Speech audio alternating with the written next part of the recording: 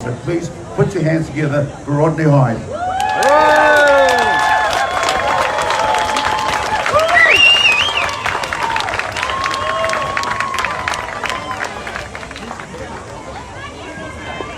Tēnā koutou, everyone. I came here for a simple reason, and that was to thank you all for coming here and being here. But since being here, I have changed. And I don't now just want to thank you, I want to be more like you. I want to stand with you, and I want to be apart with you and to live with you, because this is amazing, is it not? And you look so beautiful and so wonderful that it's even better than I have followed. I came here to thank you for supporting my family, because everyone here knows how dark it has been, how lonely it has been, how you think it's only you that think something's not right about this. And then yes, you meet others, and then you're just overwhelmed with despair because you think there's nothing I can do about this. Nothing I can do. I can't even get a story out there. The media aren't even telling the story of the hurt and the pain and the destruction. And then I saw that Canadian convoy, and it just, my dad's an old trucker, so I love trucks, right? So that convoy, and the idea going across Canada in the snow, and then I saw the convoy here, north and south, heading here. I couldn't believe it, truthfully. I thought the convoy people were telling porkies like a politician would on the campaign trail. But no, I saw with my own eyes, it was that big. And then you got here and you built a camp.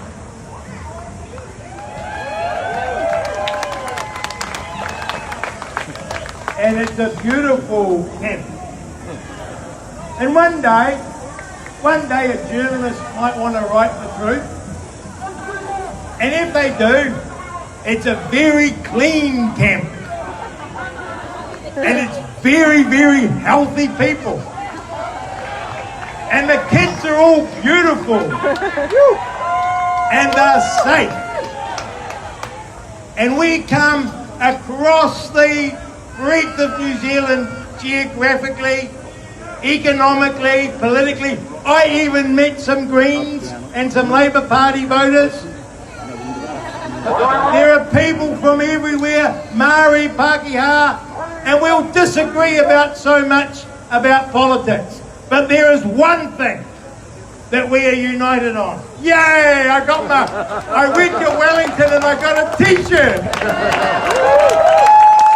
There's one thing that we are united on, and that's in the mandate.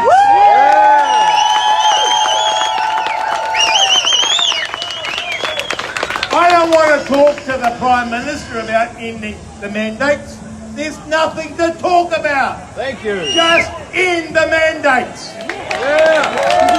They are dividing this great country. And I'm here to thank you also for your commitment. Unbelievable. Unbelievable. Rain or shine. I've seen a lot. I spent 15 years up in there. I'll tell you about it in a minute. I've seen a lot of protests come and go. Never seen nothing like this.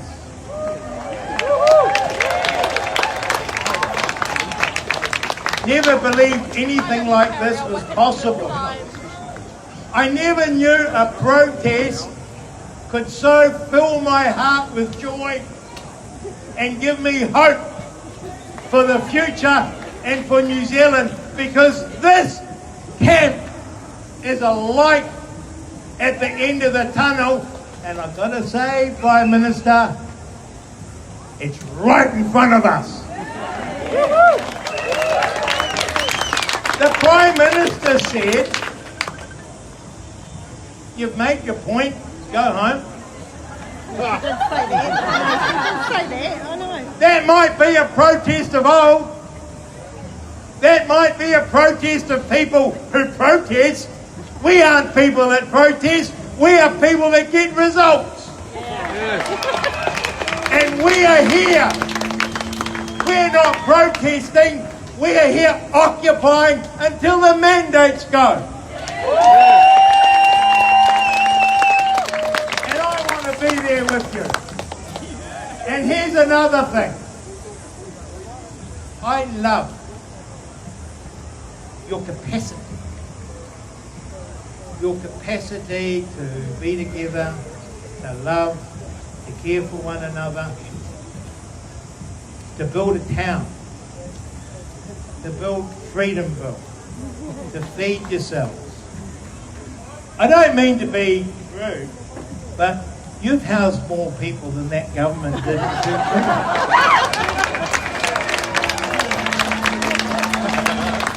And the people housed here are happy.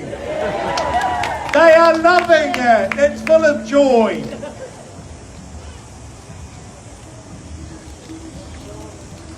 But I most of all want to thank you for your courage.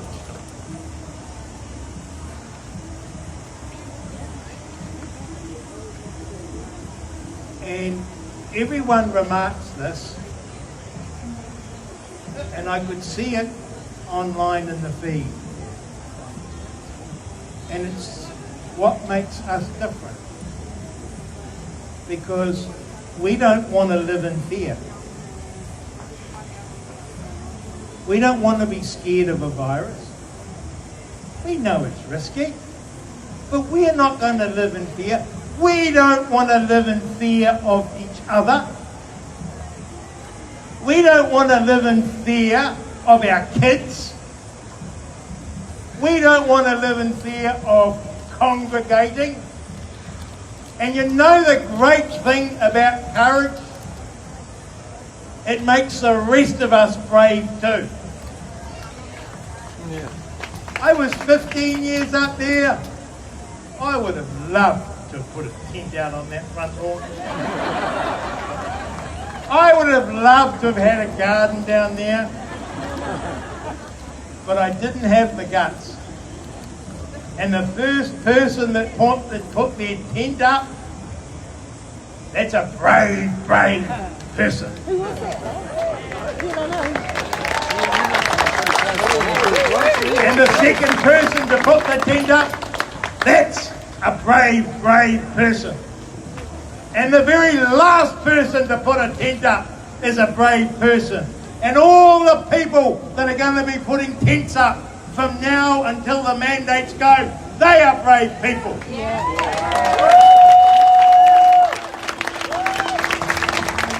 I've got to tell you, not only did you build a town, you built a town, well, in a nice spot, right?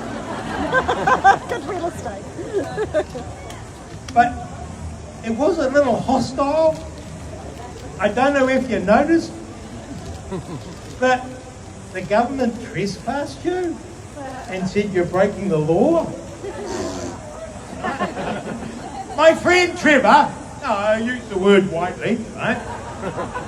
He turned the sprinklers on.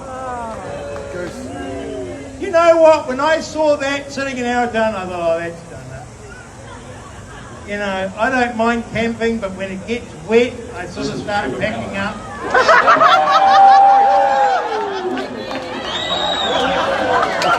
Is that Trevor? Yeah.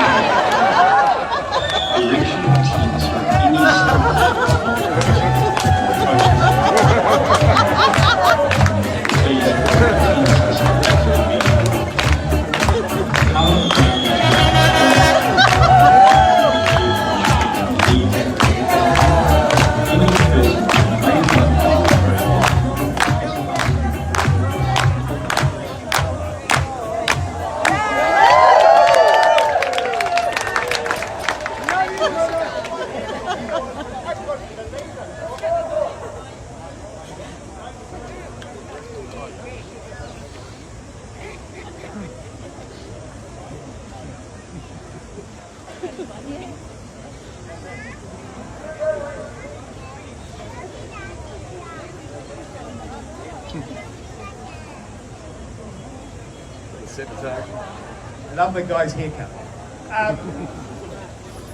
No, what happened here was people dug drainage ditches in the parliamentary lawn. Farmers turned up with straw. People came from Palmerston North and New Plymouth with generators and clothes dryers, and still you are here.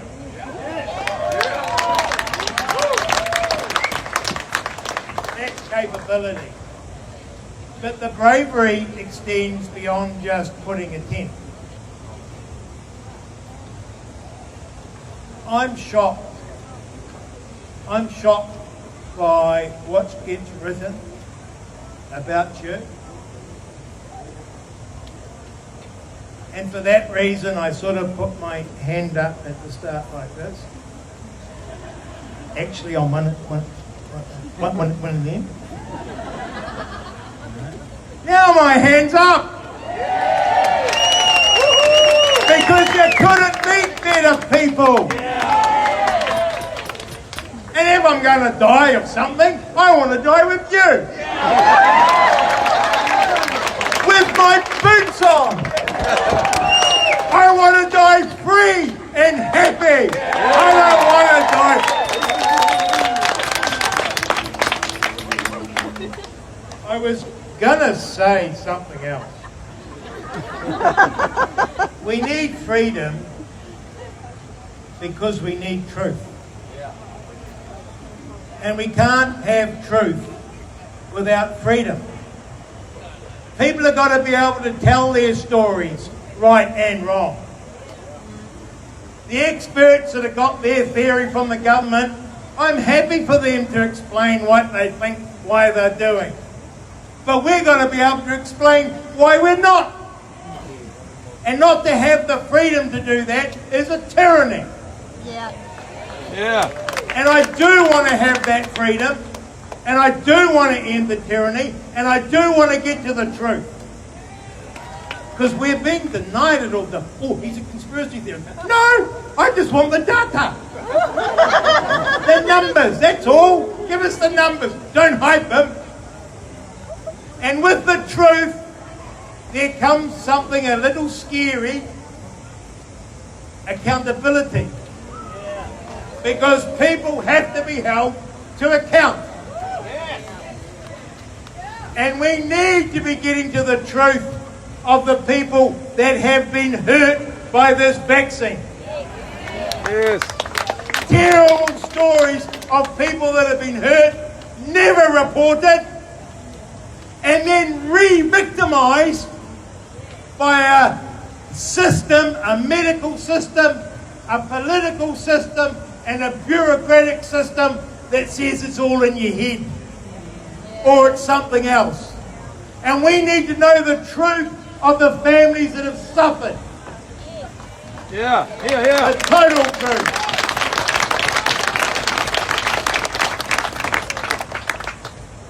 And there's another thing that we need to do finally. I'm very sorry to hear that, sir. We'll get our freedom back. We'll get the truth. We'll get accountability for you and your mum. Did you hear that, journalist? So it comes over to this lot. I think we have to love our politicians. It's the easiest thing in the world to look at them and say how nasty they are, how evil they are. It's easy to say that about the media. That is not who we are. Because we're Kiwis. The politicians up there aren't that much different, aren't any different to me, and they're no different to you. The journalists up there aren't any different to me, and they're no different to you. I don't understand what's driving them. We all have our theories. I suspect it's fear. I think they are scared of the virus. I think they're scared of the disease. But most of all, they're scared of us. We've got to remove that fear. Because as long as we are scared, we can't have freedom. As long as we are scared, we'll be divided.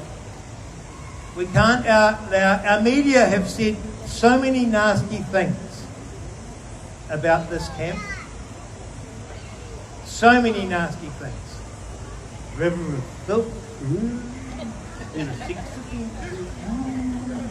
Like, what's next? Oh, zombie aliens have got a tent and set it up. Right? No, it'll come. Just give it time. Because the other shit didn't work, did it? But we have to forgive them. Yes. Because what I saw coming out of here is the Kiwi way. Peace and love. Unity. We have our differences, but we can talk them through. So let's have that talk. Let's have that discussion. But the mandates end first. Yeah. And I don't know, it's looking pretty cool. Because my kids are very upset and want to come back. Well, they couldn't come with me because, long story short, but they want to come up and I love it so much. This is the best place for my kids right now. Being in a school, like in a classroom where the government says, here, man, get double back. Oh, it's time for your booster. Be scared. That's not how we want to bring up our kids. No. We want to bring them up brave and free. Yeah. And imagine that. My little 10-year-old's called Liberty. I taught her to say. They said, oh, you're not vexed. Do you think a girl called Liberty would take the medication that the government tells her she should take? Get real. Well, Liberty wants to come with me and find a weak campsite somewhere, pitch a tent, and you imagine it, right? For as long as she lives, she'll be telling the story of the day. She came with others. I'm telling you, my little grandson, the tent was right there. No, Nana. Yes, it was. She's right. She's right. Nana. They did shit like that the old days. Oh, yeah, we did. And what happened, Nana? Well, Prime Minister of the day ended the mandates one night. And we packed up and went home. And no government ever again decided to practice tyranny on Kiwis ever again. No government ever again decided not to listen to us. And no government, when we turned up here with our pain and our loss, denied us our opportunity to speak with our elected representatives. If I was giving a political speech, I'd say shame on them, but I won't, because we need to reach out. Yeah. And I don't much care about who's in power right now, because they're all as bad. I just want respect for the people of New Zealand, and I want the truth, I want the freedom, and I want the accountability. Tēnā koutou.